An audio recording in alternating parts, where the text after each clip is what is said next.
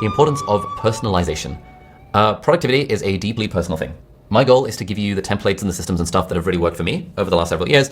I have been reading and researching productivity for like 15 years at this point, like literally half my life, since I've been obsessed with the idea of productivity. And I've managed to make a career out of being able to read and research and apply and experiment and write and make videos about themes of productivity, which is really cool.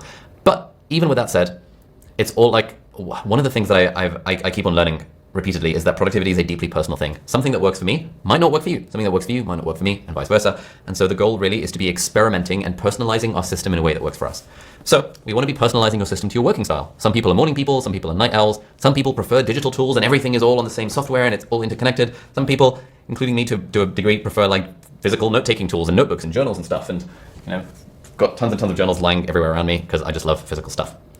Secondly, we want to be personalizing stuff based on our life circumstances. So if you're a parent, for example, I'm not a parent yet, so it's like your system is going to be different to mine. Your mornings are going to have a human alarm clock rather than mine, which just has an iPhone alarm clock or no alarm clock or whatever the thing is. Personal values as well. Your LifeOS should reflect what matters most to you, not someone else's priorities. Hopefully, all of the exercises are trying to do is help you understand what are your own personal values so that you can actually move in a direction that matters to you rather than a direction that society tells you to move in. And finally, hopefully, as you evolve, your system should evolve with you, accommodating new habits and letting go of what no longer serves you. I found there were things that were previously part of my own productivity system, including the concept of annual goals. I've been setting annual goals for ages. And it was only recently, like last year, that I came to the realization that for me, setting annual goals just kind of sucks and doesn't really work, and I never really stuck to them anyway. But setting quarterly quests and just thinking in terms of quarters works really nicely for my business and also for my life. So as I've grown over time, I've sort of added and removed different aspects of my own system. But the idea is that you want to be taking this course as a starting template rather than a rule book. There are no rules when it comes to productivity. I'm going to be sharing principles, and yes, they're evidence-based, and yes, I've tried them out in my own life and with my team, but basically take whatever works for you, adapt what doesn't, and to build your own system.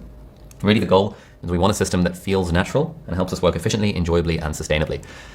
The thing about the natural point as well, though, is that I'm going to be encouraging you to start tracking every minute of time you spend focusing on anything. That is not going to feel natural initially, but I would ask that you run the experiment for a week, and I promise it'll change your life if you do it, and it will start to feel natural after a while. But a lot of these things, when we're adding new stuff to our life, new components of a system, new habits, it's not going to feel natural initially, which is why we want to think of it as an experimental approach. Run the experiment for a week or 2 or 4 weeks or whatever, and then see how it feels and report back to yourself.